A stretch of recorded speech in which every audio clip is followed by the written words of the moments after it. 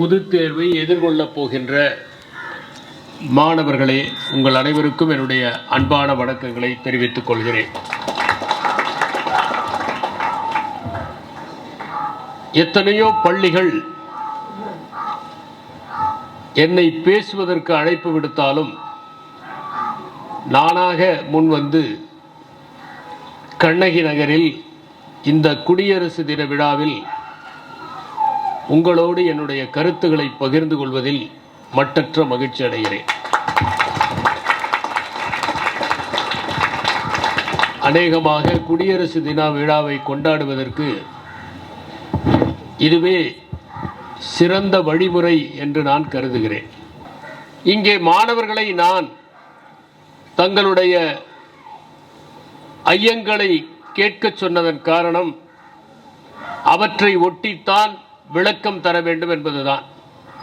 முதலிலே ஒரு மாணவி துணிச்சலாக கேட்டதும் எண்ணற்ற மாணவர்கள் தொடர்ந்து கேட்க ஆரம்பித்தார்கள். இதிலேயே ஒன்று தெளிவாக புரிகிறது. அச்சமில்லாமல் ஒருவர் கேட்க ஆரம்பித்ததும் அனைவருடைய அச்சமும் அகன்று விடுகிறது. முதலில் ராஜேஸ்வரி என்கிற அந்த பெண்மணி இங்கே வந்து ஒரு கேள்வியை கேட்டார்.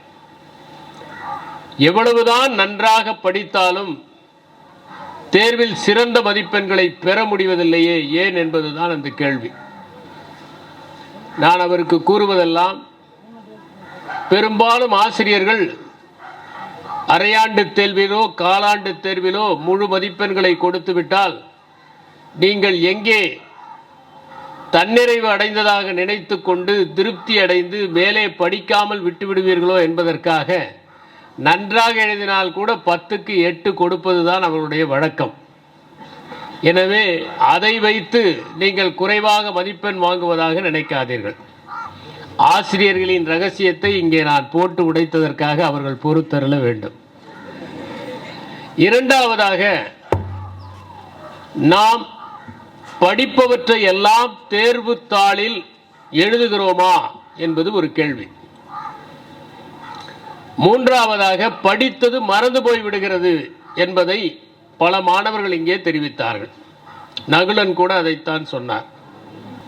படிப்பது மறந்து போய்விடுகிறது, பதற்றமாகி விடுகிறது. அறிவியல் பாடங்களில் கலை பாடங்களைப் போல மதிப்பெண்களை பெற முடியவில்லை, கணித பாடத்தில் முழுமையான மதிப்பெண்களை பெற முடியவில்லை என்பதெல்லாம் நீங்கள் எழுப்பியிருக்கிற சந்தேகம்.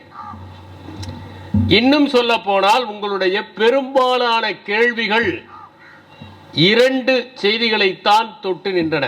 ஒன்று, தேர்வு அறைக்கு சென்றதும் மறந்து விடுகிறது. இரண்டாவது, தேர்வு எழுதும் போது அச்சமாக இருக்கிறது. இந்த 2 கேள்விகள் தான் பெரும்பாலும் நீங்கள் கேட்ட கேள்விகளுடைய சாராம்சம் என்று நான் நினைக்கிறேன். அந்த அச்சத்தை நீங்கள் எப்படி எதிர்கொள்வது என்பதை உங்களுக்கு தெளிவுபடுத்துவதற்காகத்தான், நீங்கள் அனைவரும் வாசிக்க வேண்டும் என்பதற்காக நான் எழுதிய அச்சம் தவிர் என்கிற நூலை இன்று நான் உங்களுக்கு விநியோகம் செய்கிறோம். எல்லா மாணவர்கள் கையிலும் இந்த அச்சம் தவிர் என்கின்ற புத்தகம் இன்று வழங்கப்பட இருக்கிறது. இந்த நிகழ்ச்சி முடிந்ததும் உங்களுடைய தலைமை ஆசிரியர் அவர்கள் அதை எல்லா மாணவர்களுக்கும் இன்றே வழங்கிவிடுங்கள். மேலும் தேவைப்பட்டால் சொல்லுங்கள், வழங்குவதற்கு நாங்கள் தயாராக இருக்கிறோம். ஆனால் அதை வாங்கி கொண்டு போய் வீட்டிலே வைத்துவிட்டால் அச்சம் தவிராது. அதை பெட்டியிலே போட்டு பூட்டிவிட்டால் அச்சம் தவிராது. அதை வாசித்து பாருங்கள். ஒரு முறை அல்ல, 10 முறை வாசித்து பாருங்கள். சில புத்தகங்களை திரும்ப திரும்ப வாசிக்க வேண்டும். நான் செல்கிற கல்விக்கூடங்களில் எல்லாம் தேர்வு வந்தால் எனக்கு பயம் ஏற்படுகிறது என்பது பொதுவாக சொல்லப்படுகிற பிரச்சனை. தேர்வு அறைக்குள் நுழைந்ததும் படித்ததெல்லாம் மறந்து விடுகிறது என்பது அடுத்த பிரச்சனை. இந்த 2 பிரச்சனைகளையும் சமாளிப்பதற்கான உத்திகளைத்தான் இந்த புத்தகத்தில் நான் கூறியிருக்கிறேன். இருந்தாலும் இங்கே சிலவற்றை நான் தெளிவுபடுத்த விரும்புகிறேன். படிப்பது ஏன் மறந்து போய் விடுகிறது? நம் தமிழ்நாட்டில் ஒரு பழமொழி ஒன்று உண்டு, சொலவடை. தூக்கத்திலே எழுப்பி கேட்டால் கூட அவர் சொல்லுவார் என்று சொல்லுவார்கள். தூக்கத்திலே எழுப்பி கேட்டால் எப்படி சொல்லுவார்கள்? அதற்கு ஏதாவது அறிவியல் பின்னணி உண்டா? சரி, நீங்கள் ஒருபோதும் உங்களுடைய வாழும் இடத்தை மறக்க மாட்டீர்கள். உங்கள் வீட்டு முகவரியை மறப்பீர்களா? ஒருபோதும் மறக்க மாட்டீர்கள். உங்கள் அம்மாவின் பெயரை தூக்கத்திலே எழுப்பி கேட்டால் மறந்துவிட்டு யோசிப்பீர்களா? யோசிக்க மாட்டீர்கள். அப்படி என்றால் சில செய்திகளை எந்த நேரத்திலும் உங்களால் நினைவு வைத்துக் கொள்ள முடியும். ஏன் அவற்றை மட்டும் நாம் நினைவில் வைத்துக் கொள்ளுகிறோம்? ஒரே ஒரு காரணம்தான், அவை நம்முடைய ஆழ்மனத்திலே இருக்கின்றன. அதைப் போல கல்வியை மேல்மனத்திலே வைத்திருந்தால் அது மறந்து போய்விடும். ஆழ்மனத்திலே வைப்பதற்காகத்தான் நமக்கு தொடக்க பள்ளிகளில் சில செய்திகளை மட்டும் திரும்ப திரும்ப சொல்லி அடிப்படையானவற்றை நம்முடைய ஆழ்மனத்திற்கு அனுப்பிவிடுகிறார்கள். நாம் ஒருபோதும் உயிரெழுத்தின் வரிசையை மறக்கப் போவதில்லை. மெய்யெழுத்தின் வரிசையை கூட மறந்து போய்விடலாம், ஆனால் உயிரெழுத்தின் வரிசையை மறக்க மாட்டோம். எவை வல்லினம் என்று மறக்க மாட்டோம். காரணம், அவை நம்முடைய ஆழ்மனத்திற்கு சென்று விடுகின்றன. எனவே உங்களுக்கு ஒரு செய்தி மறக்காமல் இருக்க வேண்டும் என்று நீங்கள் நினைத்தால் முதலில் அதை உங்களுடைய ஆழ்மனத்திற்கு அனுப்ப வேண்டும். அந்த ஆழ்மனத்திற்கு அனுப்புவதற்கு என்ன வழி என்றால், ஒன்றை தெளிவாக புரிந்து கொண்டு படிக்க வேண்டும். ஒரு மாணவி கேட்டார், கலைப்பாடங்களில் நாங்கள் நல்ல மதிப்பெண்கள் வாங்குகிறோம், அறிவியலில் நாங்கள் ஏன் வாங்க முடிவதில்லை என்று கேட்டார். அறிவியலை புரிந்து கொண்டு படித்தால் எளிதாக இருக்கும். நீங்கள் மனப்பாடம் செய்தால் மறந்து போய்விடும். இங்கே ஜெயஸ்ரீ என்கிற மாணவி போட்டித் தேர்வுகளை எழுதுவதற்கு என்ன வழி, அதிலே வெற்றி பெறுவதற்கு என்ன செய்ய வேண்டும் என்று கேட்டார். பள்ளி தேர்வுகளுக்கும் பல்கலைக்கழக தேர்வுகளுக்கும் போட்டித் தேர்வுகளுக்கும் இடையே இருக்கிற மிகப்பெரிய வேறுபாடு, போட்டித் தேர்வை பொறுத்தவரை அங்கே மனப்பாடம் செய்து அந்த விடைத்தாளில் உமிழ முடியாது. அதை புரிந்து கொண்டு அதில் இருப்பதை அப்படியே எழுதாமல் நீங்கள் அதை விளங்கிக் கொண்டு உங்களுடைய நிலைப்பாட்டை தெரிவிக்க வேண்டும். உதாரணமாக, உங்களை ஒரு கேள்வி கேட்கிறார்கள் என்று வைத்துக் கொள்ளுங்கள். நம்முடைய நாட்டின் வறுமை நிலையை மாற்றுவதற்கு என்ன வழிமுறை என்று கேட்டால், உங்களுடைய நிலைப்பாட்டை அதில் எழுத வேண்டியவர்களாக இருக்கிறீர்கள். எனவே கல்வி என்பதை நீங்கள் இரண்டு விதமாக பிரிக்கலாம். ஒன்று, நினைவிலே வைத்துக் கொள்ள வேண்டியவை, அவற்றை ஆழ்மனத்திற்கு அனுப்ப வேண்டும். அறிவியல் பாடத்திலும் ஆழ்மனத்திற்கு அனுப்ப வேண்டியவை இருக்கின்றன. உதாரணமாக, நீங்கள் சமன்பாடுகளையும் தேற்றங்களையும் மனப்பாட பகுதிகளையும் உங்களுடைய ஆழ்மனத்திற்கு அனுப்ப வேண்டும். அதை எப்படி செய்யலாம் என்பதை நான் உங்களுக்கு விளக்க விரும்புகிறேன். ஒவ்வொரு பாடத்திலுமே ஒரு அட்சரம் பிறழாமல் மனப்பாடம் செய்ய வேண்டிய பகுதிகள் இருக்கின்றன. அந்த பகுதிகளை நீங்கள் ஒரு நோட்டு புத்தகத்திலே எழுதி வைத்துக்கொண்டு தினமும் அதிகாலையில் அவற்றை வாசிக்க வேண்டும். நன்றாக மனப்பாடம் ஆனதைப் போல தோன்றினாலும் திரும்ப திரும்ப வாசியுங்கள். இதற்கு பெயர் ஓவர் லேர்னிங் என்று பெயர், அதிகம் கற்றல் என்று. இப்படி நீங்கள் செய்துவிட்டால் தேர்வு தாளில் நீங்கள் எழுதும்போது எத்தனை பயம் வந்தாலும் அந்த பயத்தை தாண்டி அவற்றை நீங்கள் எழுதிவிட முடியும். இரண்டாவதாக, அறிவியல் பாடத்திலே அதிக மதிப்பெண் பெறுவதற்கு என்ன செய்ய வேண்டும்? ஒரு விடையை நீங்கள் படிப்படியாக பிரித்து கொள்ளுங்கள். அந்த பிரித்து கொள்ளுகிற போது முதல் படியை வாசித்ததும் அதை நன்றாக புரிந்து கொள்ளுங்கள். பிறகு அதை காட்சிப்படுத்துங்கள். பிறகு மறுபடியும் வாசியுங்கள். அந்த படியை தெளிவாக புரிந்து கொண்ட பிறகு அடுத்த படிக்கு செல்லுங்கள். அடுத்த படியையும் தெளிவாக புரிந்து கொண்ட பிறகு முதல் இரண்டு படிகளையும் திரும்ப வாசியுங்கள். பிறகு மூன்றாவது படிக்கு போங்கள். மூன்றாவது படியை புரிந்து கொண்ட பிறகு முதல் 2 படிகளோடு சேர்ந்து அதை படியுங்கள். இப்படி நீங்கள் செய்தால் அறிவியல் பகுதியிலே படிக்கிற அத்தனை செய்திகளும் அத்தனை விடைகளும் உங்களுக்கு மறக்காமல் நினைவிலே இருக்கும். நான் எங்கு சென்றாலும் படிப்பதற்கு 6 படிகள் இருக்கின்றன என்று குறிப்பிடுவது உண்டு. அவை reading, remembering, recapitulation, reproduction, rectification, revision என்பது. முதல் முறை ஒன்றை வாசிக்கிற போது புரிவதற்காக வாசியுங்கள், மனப்பாடத்திற்காக வாசிக்காதீர்கள். அது கலையாக இருந்தாலும் சரி, மொழி பாடமாக இருந்தாலும் சரி, வரலாற்று பாடமாக இருந்தாலும் சரி, அல்லது புவியியல் பாடமாக இருந்தாலும் சரி, சமூக அறிவியலாக இருந்தாலும் சரி, சுற்றுச்சூழல் விஞ்ஞானமாக இருந்தாலும் சரி, அதை முதல் முறை வாசிக்கும் போது தெரிந்து கொள்வதற்காக மட்டுமே வாசியுங்கள், மனப்பாடம் செய்வதற்காக வாசிக்காதீர்கள். இரண்டாவது முறை அதை நினைவில் நிறுத்துவதற்காக, ரிமெம்பரிங், நினைவில் நிறுத்துவதற்காக வாசியுங்கள். அப்போது உங்களுடைய விழிப்புணர்வு கூர்மைப்பட வேணும். பல நேரங்களில் நான் படிப்பது ஏன் மனத்திலே நிற்க மாட்டேன் என்கிறது என்று பலர் சொல்வது உண்டு. அதற்கு முக்கிய காரணமே நமக்கு விழிப்புணர்வு இல்லாமல் படிப்பது, வாளாயமாக படிப்பது, எந்திரகதியாக படிப்பது. எந்திரங்கள் இதயமில்லாதவை. அவற்றின் பட்டனை தட்டிவிட்டால் அவை இயங்கும். அவற்றிற்கு என்று சிந்திக்கும் திறன் இல்லை. எந்திர ரீதியாக படிக்கிற போது அது நினைவிலே நிற்காது. ஆனால் விழிப்புணர்வோடு படிக்கிற போது அதில் இருக்கிற செய்திகள் உங்கள் நினைவிலே நிற்கும். அதற்கு பிறகு மீண்டும் ஒரு முறை வாசியுங்கள். பிறகு அந்த 10 செய்திகளையும் எழுதி பாருங்கள். 10 வந்துவிட்டால் திருப்தி அடையாதீர்கள், இன்னொரு முறை வாசியுங்கள். இப்படி நீங்கள் திரும்ப திரும்ப வாசிப்பதன் மூலம்தான் அந்த புரிதலை செறிவுபடுத்த முடியும். பல இடங்களில் மாணவர்கள் கேட்பது, படிப்பது மறந்து போய் விடுகிறது, நாங்கள் என்ன செய்வது என்று. மறப்பதற்கு என்ன காரணம் என்றால் 3 காரணங்கள் இருக்கின்றன.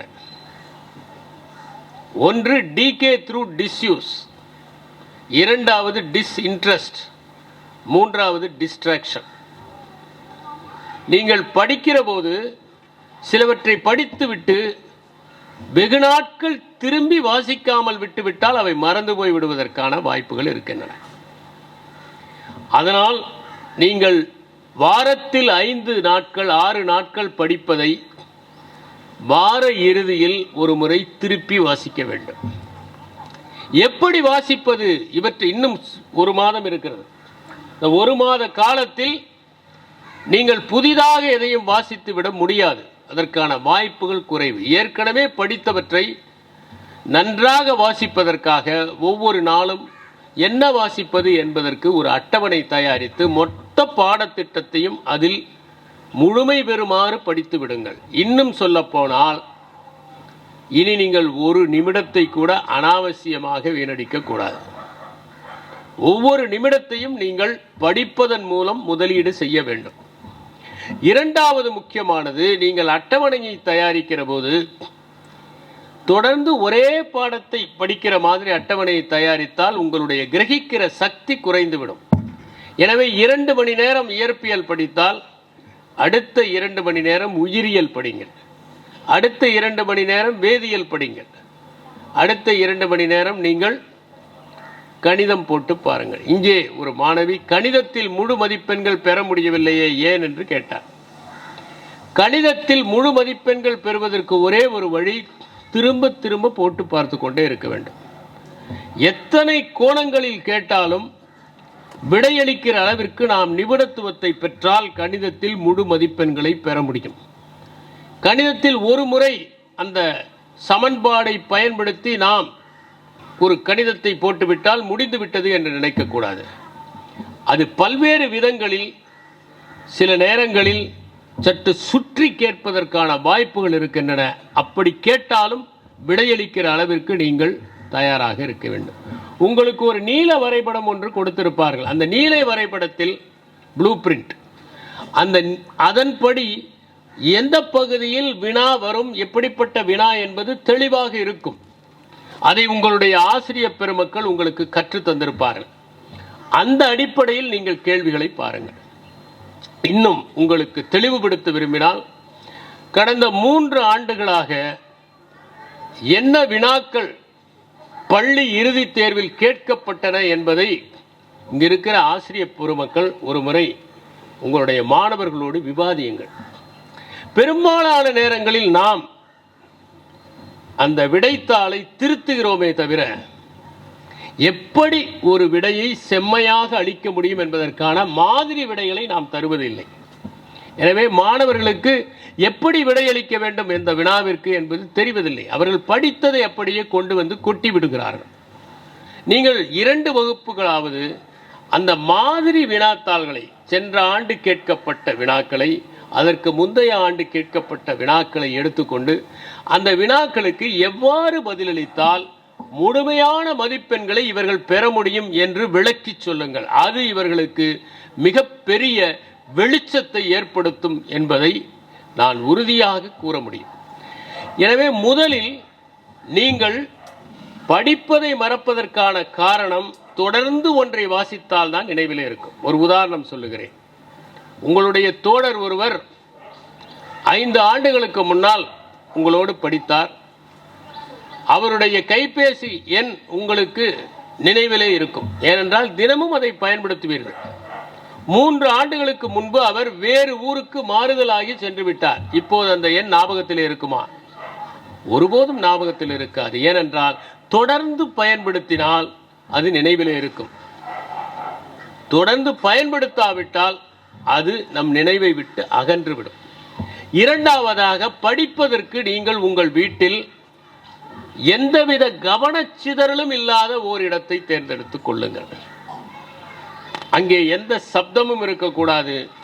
தொலைக்காட்சி ஒளி உங்கள் காதிலே விடக்கூடாது. பக்கத்து வீட்டிலே அவர்கள் சண்டை போடுவது உங்கள் செவிகளில் விடக்கூடாது.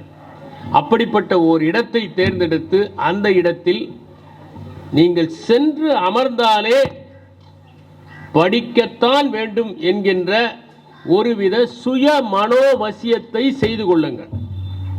சில நேரங்களில் நாம் படுக்கைக்கு சென்றாலே நமக்கு தூக்கம் வந்து விடுகிறது. ஏனென்றால் அந்த இடம் தூங்குவதற்கான இடம்.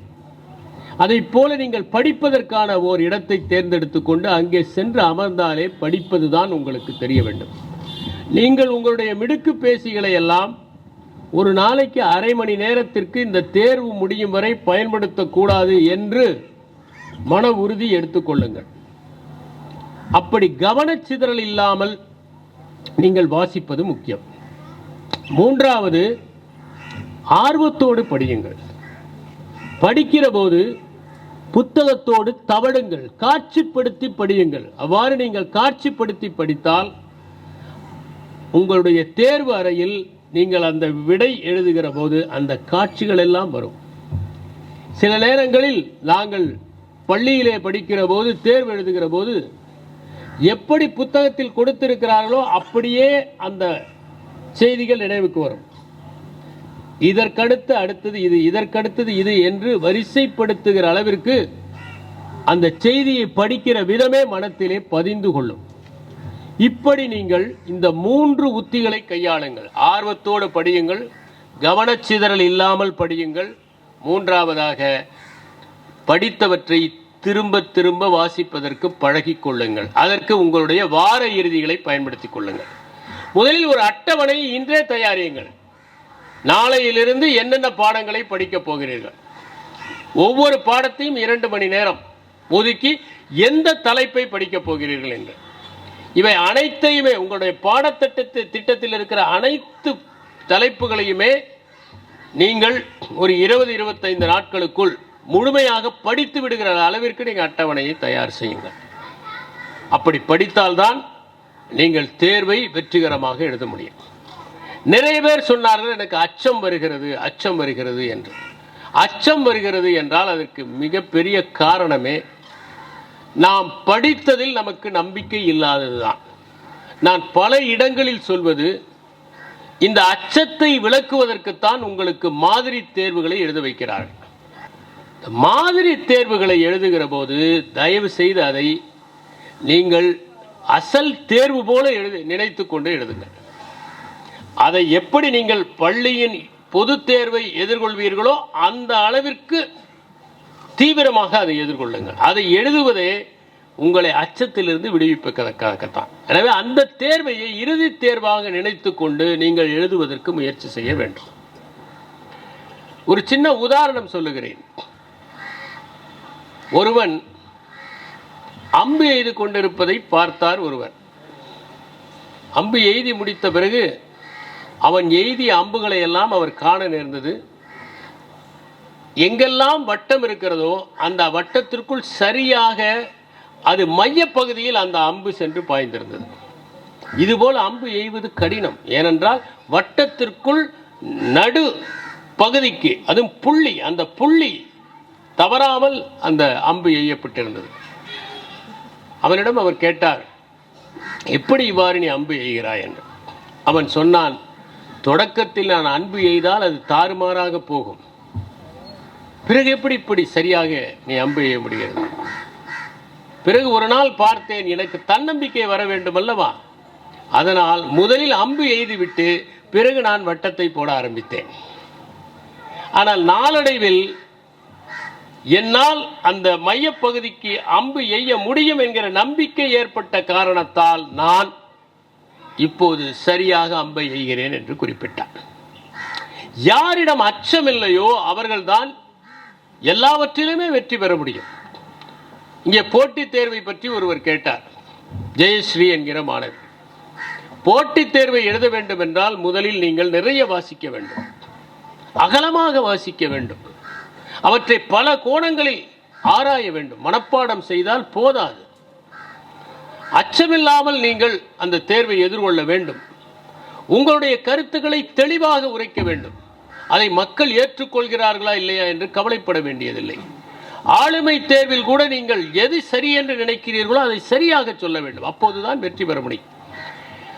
இந்த மறந்து போவதற்கு பல காரணங்கள் இருப்பதில் ஒன்று பதற்றம் ஏற்படுகிறது, இரண்டாவது அச்சம் ஏற்படுகிறது, மூன்றாவது நாம் எதிர்பார்த்த வினாக்கள் வருமோ இல்லையோ என்கின்ற ஒரு எதிர்பார்ப்பு இருக்கிறது, நான்காவதாக நாம் முழுமையாக படிக்கவில்லையோ என்கின்ற எண்ணம், ஐந்தாவது ஏற்கனவே எழுதிய தேர்வுகளில் நாம் நிறைய மதிப்பெண்கள் பெறவில்லையே என்கின்ற பழைய அனுபவங்களின் சாயலால் அவ்வாறு ஏற்படுகிறது, ஆறாவது தேர்வை எழுதுகிற போது தெரியாத வினாக்கள் வந்துவிட்டால் என்ன செய்வது என்கின்ற எதிர்மறை சிந்தனை இருக்கிறது. இப்படி பல காரணங்களினால் உங்களுக்கு அந்த பதற்றமும் பயமும் ஏற்படுகிறது. எப்போது பயம் ஏற்படுகிறதோ அப்போதே மறதி ஏற்பட்டு விடுகிறது. பல மாணவர்கள் தேர்வு அறையிலிருந்து வெளியே வந்ததும் தேர்வில் எந்த செய்திகளை விட்டுவிட்டார்களோ அவையெல்லாம் நினைவுக்கு வரும். ஏன் அவ்வாறு நடக்கிறது என்றால், தேர்வு அறைக்குள் போனவுடன் ஏதோ தூக்கு மேடைக்குள் போவதை போல பல மாணவர்கள் நினைத்துக் கொள்கிறார். தேர்வை நேசிக்க கற்றுக்கொள்ளுங்கள். எப்போது நீங்கள் நேசிக்க கற்றுக்கொள்ளுகிறீர்களோ அப்போது உங்களுடைய விடை அழகாகவும் நேர்த்தியாகவும் இருக்கும். எனவே தயாரிக்கிற போது சில உத்திகளை நான் உங்களுக்கு சொல்ல விரும்புகிறேன். முதலாவதாக, தினமும் 10 நிமிடங்கள் நீங்கள் ஒதுக்க வேண்டும். இரவு தூங்குவதற்கு 10 நிமிடங்களுக்கு முன்னால் உங்கள் கண்களை மூடிக்கொள்ளுங்கள். நீங்கள் தேர்வு அறைக்குள் அரை மணி நேரத்திற்கு முன்பாகவே சென்று அமர்ந்து கொள்வதை போல காட்சிப்படுத்துங்கள். அதற்கு பிறகு விடைத்தாள்கள் அளிக்கிறார்கள், நீங்கள் அதை வாங்குகிறீர்கள், உங்களுடைய எண்ணை சரியாக அதிலே பதிவு செய்கிறீர்கள், பிறகு பக்கவாட்டு கோடுகளை எல்லாம் முறையாக போடுகிறீர்கள், நம்பிக்கையோடு காத்திருக்கிறீர்கள். இப்போது வினாத்தாளை விநியோகிக்கிறார். நீங்கள் கற்பனை செய்ய வேண்டும், ஆசிரியர் வினாத்தாளை விநியோகிப்பதை போல கற்பனை செய்ய வேண்டும். வினாத்தாளை பெறுகிறீர்கள், பார்க்கிறீர்கள், எல்லா வினாக்களும் தெரிந்தவையாக இருக்கின்றன. அந்த வினாக்களில் எவற்றை எழுத வேண்டும் என்று நீங்கள் தேர்ந்தெடுக்கிறீர்கள். பிறகு ஒவ்வொரு வினாவுக்கும் அதன் மதிப்பெண்ணுக்கு ஏற்ப எவ்வளவு நேரம் ஒதுக்க வேண்டும் என்று ஒதுக்குகிறீர்கள். அதற்கு பிறகு ஒவ்வொரு வினாவிற்கும் பதில் அழகாக நேர்த்தியாக எழுதுகிறீர்கள். சில வினாக்களுக்கு வரைபடம் தேவைப்படுகிறது, சிலவற்றிற்கு சார்ட்ஸ் தேவைப்படுகிறது, சிலவற்றிற்கு கிராஃப் தேவைப்படுகிறது, சிலவற்றிற்கு விளக்கப்படம் தேவைப்படுகிறது, சிலவற்றிற்கு ஃப்ளோ டயக்ராம் தேவைப்படுகிறது. என்ன தேவையோ அதை அங்கே போட்டு அழகாக நேர்த்தியாக ஒவ்வொரு விடையாக எழுதி கொண்டே வருகிறீர்கள். எல்லா வினாக்களுக்கும் நீங்கள் பதில் எழுதி விடுகிறீர்கள். முதலாவது மிக மிகச் சிறந்த விடையை எழுதுகிறீர்கள். பிறகு படிப்படியாக எழுதி கொண்டே வருகிறீர்கள். 1 2க்கு ஓரிரு செய்திகள் தெரியாமல் இருந்தால் அது இறுதியிலே எழுதலாம் என்று நினைக்கிறீர்கள். இப்போது உங்கள் ஆழ்மனத்தில் இருந்து எப்படி தண்ணீரிலே இருந்து பந்து மேலாக வருகிறதோ அதை போல அந்த செய்திகள் எல்லாம் மேலாக வருகின்றன. அவற்றையும் எழுதிவிடுகிறீர்கள். சரியாக 10 நிமிடங்களுக்கு முன்னால் முடிக்கிறீர்கள். இப்போது ஒரு முறை எல்லா விடைகளையும் பார்க்கிறீர்கள். அந்த விடைகளுக்கான வினா எண்ணை சரியாக போட்டிருக்கிறீர்களா என்று பார்க்கிறீர்கள். பிறகு முடிந்து வைக்கிறீர்கள். 3 மணி நேரம் முடிந்து விடுகிறது. கொடுத்து விட்டு வெளியே வருகிறீர்கள். இதுதான் நீங்கள் செய்ய வேண்டிய அந்த காட்சிப்படுத்துதல். இதற்கு ஆங்கிலத்தில் கிரியேட்டிவ் விஷுவலைசேஷன் என்று பெயர். இன்றிலிருந்து நீங்கள் செய்ய ஆரம்பித்தால் உங்கள் பயம் முற்றிலும் விலகிவிடும். நீங்கள் அந்த தேர்வு அறைக்கு செல்லுகிற போது உங்களை அறியாமல் தன்னம்பிக்கையோடு செல்லுவீர்கள், துணிச்சலாக எதிர்கொள்வீர்கள். இப்போது ஒரு நல்ல தேர்வை எழுதுவதற்கு 3 படிகள் இருக்கின்றன. ஒன்று, ஏற்கனவே ஒரு படி முறிந்து விட்டது. அது செலெக்ஷன் ஆஃப் யுவர் ஆப்ஷனல்ஸ். அதாவது நீங்கள் எந்த பாடத்தை படிக்க வேண்டும் என்று தீர்மானம் செய்வது, அதை முடித்து விட்டீர்கள். அடுத்தது கலெக்ஷன் ஆஃப் த மெட்டீரியல்ஸ். இப்போது நீங்கள் ஒரு நீண்ட பலகையில் ஒவ்வொரு பாடத்திற்கும் என்னென்ன புத்தகங்கள் என்று அடுக்க வைக்க வேண்டும். ஆங்கிலத்திற்கு என்ன, தமிழுக்கு என்ன, கணிதத்திற்கு என்ன, இயற்பியலுக்கு என்ன, வேதியியலுக்கு என்ன, உயிரியலுக்கு என்ன, அது தொடர்பான நோட்டு புத்தகங்களை எல்லாம் தனித்தனியாக வைக்க வேண்டும். ஏன்னா பல மாணவர்கள் பள்ளி தேர்வுக்கு முன்னால் எழுதிய நோட்டுகளை தொலைத்து விடுவது உண்டு, புத்தகங்களையே தொலைத்து விடுவது உண்டு. அதனால் அவற்றை எல்லாம் ஒழுங்குபடுத்தி வைத்துக் கொள்ளுங்கள். அவற்றை எடுத்து படித்ததும் அந்த இடத்திலேயே வையுங்கள். பல மாணவர்கள் என்னிடம் கேட்பார்கள், நாங்கள் படிக்கும்போது தூக்கம் வருகிறது என்று. சில மாணவர்கள் படுத்துக்கொண்டே படிப்பார்கள், அப்படியே தூங்கி விடுவார்கள். சில மாணவர்கள் நடந்து கொண்டு படிப்பார்கள். நடந்து கொண்டு படிக்கலாம், ஆனால் படிப்பது படி நடப்பது தான் இன்னும் முக்கியம் என்று. சில நேரங்களில் தூக்கம் வருகிற போது, நாங்கள் எல்லாம் குடிமை பணி தேர்வுக்கு படிக்கிற போது தூக்கம் வருகிற மாதிரி இருந்தால் கொஞ்சம் காலார நடந்து படிப்பது உண்டு. அப்படியே பக்கத்து அறை மாணவனிடம் சென்று அவனை சற்று தொந்தரவு செய்துவிட்டு பிறகு வந்து படிப்போம். அதில் ஒரு உற்சாகம் இருக்கும். எனவே நீங்கள் படிக்கிற போது சற்று அயர்வான நேரம் இருந்தால் அந்த அயர்வில் சற்று முகத்தை எல்லாம் அலம்பிக்கொண்டு சற்று நடந்து படிக்கலாம். ஒரு 10 நிமிடம் காலார நடந்து காற்று வாங்கி கொண்டு வந்து பிறகு படிக்கலாம். ஆனால் எப்போதுமே நீங்கள் எந்த அட்டவணையை வைத்திருக்கிறீர்களோ அந்த அட்டவணையை அன்றே முடித்து விட வேண்டும் என்பதில் தெளிவாக இருங்கள். 2 மணி நேரம் படித்த பிறகு நீங்கள் படித்தவற்றை இன்னொரு முறை அசை போடுங்கள். நான் சொன்ன அந்த 6 படிகளில் தான் படிக்க வேண்டும். ரீடிங் 1 மணி நேரம் படித்த பிறகு நீங்கள் அந்த ரிகாப்சுலேஷன் செய்ய வேண்டும். Reading, remembering, recapitulation, reproduction, rectification, revision. இந்த 2 மணி நேரம் ஒரு பாடத்தை படித்த பிறகு ஒரு 1/4 மணி நேரம் இளைப்பாருங்கள். தொடர்ந்து படிக்காதீர்கள், கொஞ்சம் இளைப்பாருங்கள். பிடித்தமான ஒரு இசையை கேளுங்கள், அல்லது காலார நடக்கலாம், தேநீர் குடிக்கலாம், ஏதாவது செய்து உங்கள் மனத்தை தளர்த்தி கொள்ளுங்கள். பல மாணவர்கள் தளர்த்தி கொள்வதில்லை. அடுத்ததாக முக்கியமானது, அடுத்த பாடத்தை படிக்கிறீர்கள். ஒரு நாளைக்கு எவ்வளவு நேரம் தூங்கலாம் என்று பல மாணவர்கள் கேட்பார்கள். பொதுவாகவே நம்முடைய மூளை இருக்கிறதே, இது ஒரு சுயநல மூளை என்று சொல்வார்கள். நம் மூளை நம்முடைய உறுப்புகளுக்கெல்லாம் கட்டளை கொடுப்பதற்கு அதற்கு குளுக்கோஸ் தேவை. அந்த குளுக்கோஸ் நம்முடைய உணவில் இருந்து தான் செல்கிறது. நீங்கள் காலையிலே சாப்பாடு சாப்பிடாவிட்டால் ஒரு மாதிரி தலைவலி வருவதற்கு காரணம் மூளையில் தேவையான அந்த குளுக்கோஸ் கிடைக்கவில்லை என்று. உங்களுடைய மூளை செயல்படுகிற போது அதிலே ஒரு 23 வால்ட் மின் விளக்கை எரிக்கிற அளவிற்கு அதிலே மின்னூட்டம் ஏற்படுகிறது. உங்கள் மூளையிலே இப்போது கூட உங்களுடைய மூளையிலே 23 வால்ட் ஒரு மின்சார விளக்கை நாம் பொருத்தி எரிக்க முடியும். அந்த அளவிற்கு அதில் மின்சாரம் உற்பத்தி ஆகிறது. நம்முடைய மூளை செயல்படுவதற்கு உணவு தேவை. காலையில் நீங்கள் 4 இட்லி சாப்பிட்டால் முதல் இட்லி மூளைக்குத்தான் செல்கிறது.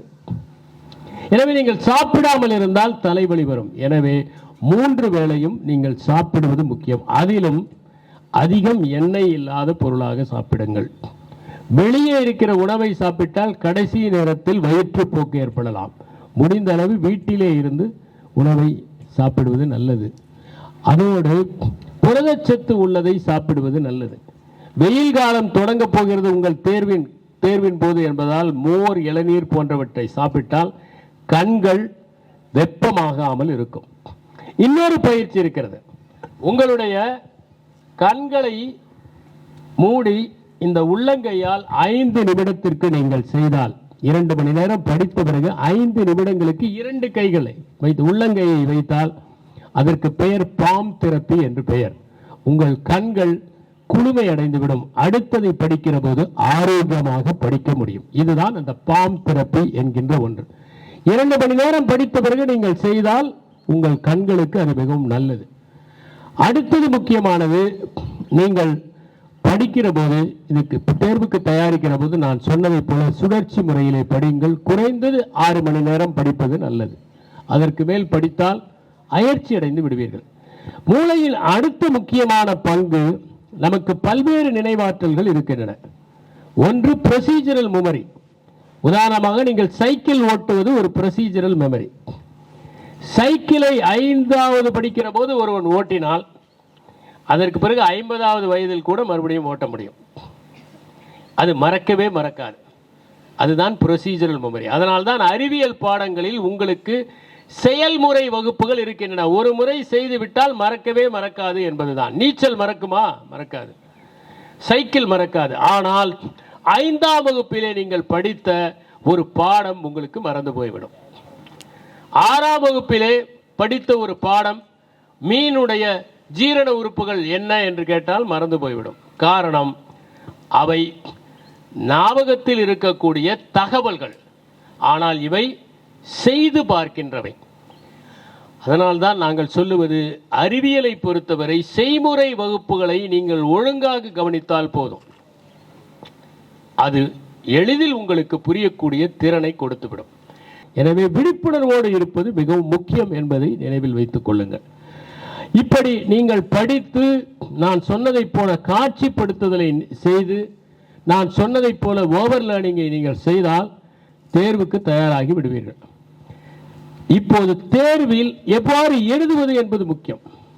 பல மாணவர்கள் நன்றாக படிப்பார்கள், ஆனால் தேர்வில் சரியாக எழுத மாட்டார்கள். படித்ததையெல்லாம் எழுதுவது அல்ல தேர்வு, தேவையானதை எழுதுவதுதான் தேர்வு. எனவே நீங்கள் தேர்வு அறையில் அரை மணி நேரம் முன்னால் செல்ல வேண்டும். இந்த தேர்வுக்கு முதல் நாள் 10 மணிக்கெல்லாம் படித்துவிட்டு நிறுத்தி விடுங்கள். புதிதாக எதுவும் படிக்காதீர்கள். அடுத்த நாள் 2 மணி நேரத்திற்கு முன்னாக படிப்பதை நிறுத்திவிடுங்கள். பதற்றம் இல்லாமல் இருங்கள். வெற்றி கொள்ள முடியும் என்கிற நம்பிக்கையோடு சுய மனோவசியம் செய்யுங்கள். ஒரு 10 முறை நன்றாக தேர்வு எழுதுவதைப் போல கற்பனை செய்து கொள்ளுங்கள். நான் நன்றாக எழுதுவேன் என்று உங்களுக்குள் சொல்லிக் கொள்ளுங்கள். அது அவசியம். அரை மணி நேரம் முன்னால் எல்லா உபகரணங்களோடும் செல்லுங்கள். யாருடனும் பேசாதீர்கள். விடைத்தாளை வாங்கியதும் அதில் உங்கள் எண்ணை சரியாக பதிவு செய்யுங்கள். வினாத்தாளை வாங்கியதும் ஏதாவது தெரியாத கேள்வி இருந்தால் பதற்றம் அடையாதீர்கள். மற்ற கேள்விகளை எல்லாம் பாருங்கள். முதலில் உங்களுக்கு மிகச்சிறப்பாக தெரிந்த அந்த வினாவை தேர்ந்தெடுத்து விடையை எழுதுங்கள். ஏனென்றால் முதல் அபிப்பிராயம் எப்போதுமே முக்கியமான அபிப்பிராயம் என்பதை நீங்கள் உணர்ந்து கொள்ளுங்கள். பிறகு அப்படியே எழுதி கொண்டு வருகிற போது ஏற்கனவே உங்களுக்கு சற்று மறந்து போயிருந்த வினாவிற்கான விடையும் வந்துவிடும். அழகாக எழுதுங்கள். ஏனென்றால் அழகான ஒரு கையெழுத்து வாசிப்பதற்கு முன்பே உங்களை அந்த ஆசிரியருக்கு அறிமுகப்படுத்தி விடுகிறது. எனவே அழகாக எழுதுங்கள். தேவையான அளவு எழுதுங்கள். அவர்கள் கேட்டதற்கு மட்டும் எழுதுங்கள். வரையறை செய்கள் என்றால் வரையறை மட்டும் செய்யுங்கள். வேறுபடுத்துக என்றால் வேறுபடுத்துவதை மட்டும் செய்யுங்கள். அறிவியல் பாடங்களில் தேவையான இடங்களில் படங்களை போடுங்கள். இப்படி நீங்கள் எழுதி முடித்து அதற்கு பிறகு அந்த விடைத்தாளை ஒப்படைத்துவிட்டு நடந்து முடிந்த தேர்வை பற்றி யாரிடமும் நீங்கள் விவாதிக்காதீர்கள். விவாதித்தால் நீ எழுதியது சரியில்லை என்று யாராவது சொல்லி உங்களை குழப்புவார்கள். அடுத்த தேர்வை எதிர்கொள்வதற்கு அது தடையாக இருக்கும். எனவே எக்காரணம் கொண்டும் அதை நீங்கள் விவாதிக்காமல் வீட்டிற்கு சென்று சற்று இளைப்பாறிவிட்டு அடுத்த தேர்வுக்கு நீங்கள் தயார்படுத்துங்கள். எனவே நீங்கள் மிகச்சிறப்பாக படித்து இந்த பொதுத் தேர்வை எதிர்கொள்ள வேண்டும் என்று என்னுடைய மனமார்ந்த வாழ்த்துக்களை தெரிவித்துக் கொண்டு விடைபெறுகிறேன். வணக்கம்.